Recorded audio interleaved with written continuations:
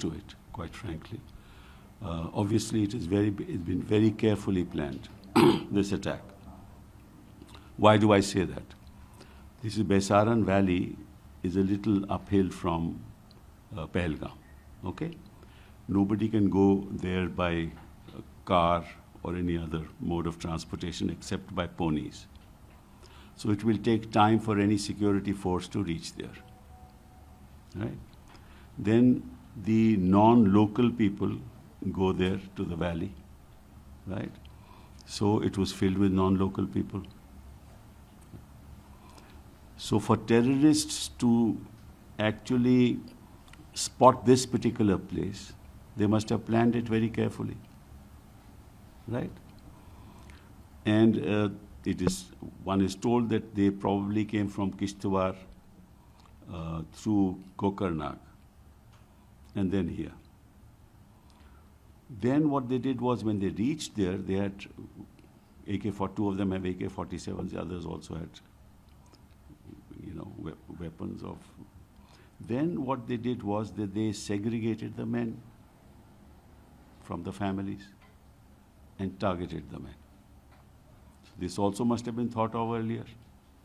And they also knew that by the time any information reaches the security forces, because this, as you know, Pahalgam is a high security zone because of the shrine there, right? The Amarnath shrine there. So they would have known that no, it will take time for the security force to reach there, so they vanished, right? So therefore, number one, it is a very carefully planned attack, right, to target innocent people. Now, what is more important is that the General Asim Munir of Pakistan made a statement just 1 week ago. What did he say?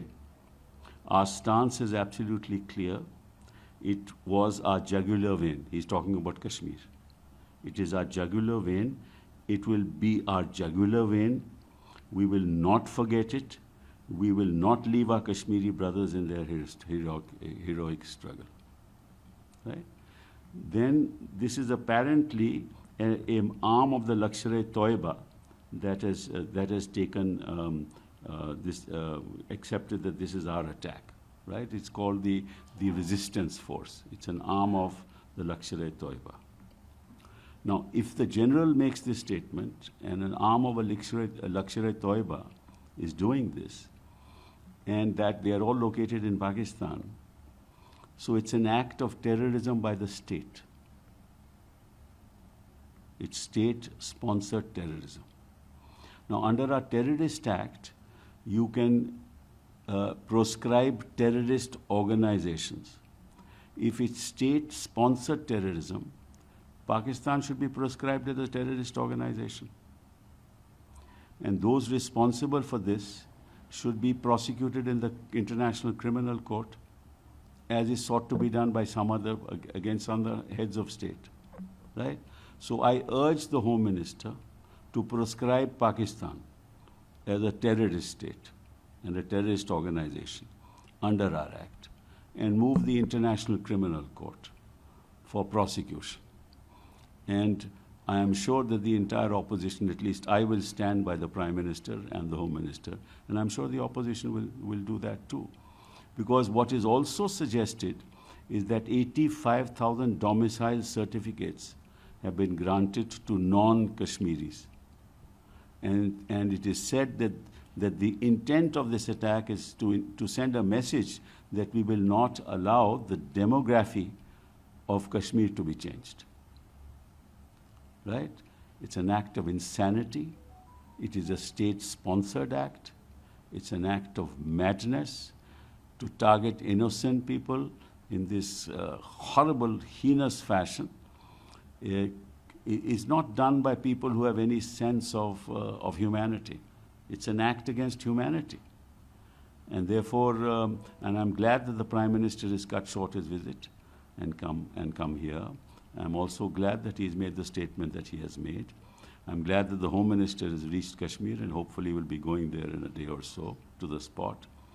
And I'm sure that the security forces will find out if there are any locals who have helped this heinous attack. So I condemn it in the strongest possible terms. It's an act against humanity, and the entire nation stands by the government to take action against those who are responsible. The last question is, you said the whole local residents of the Kashmir are also condemning this incident. They are in Yes. solidarity with Absolutely. the people who have died. Yes. The Chief Minister Omar has made a very strong statement. I welcome that as well. Locals are condemning it. I think the entire Muslim community here must condemn it, because this is not something that's acceptable. This seeks to attack the integrity of our nation. Nobody can accept that. And at the international level, all the heads of the nations are condemning this thing. Yes. US for UAE and all. So do you think that, this is my last question, do you think that you also urge upon the international community to stand with our country against? Well, they have said so. I think Vance has just recently said so, made a public statement. In Saudi Arabia, when the Prime Minister was there, made a statement that they are willing to, help in any way if they can. But I think more than that, America should now realize, the US should now realize that they are dealing with a terrorist state. And they must do something about that. That's a very important aspect, because it's no point just making a statement. We must see some action.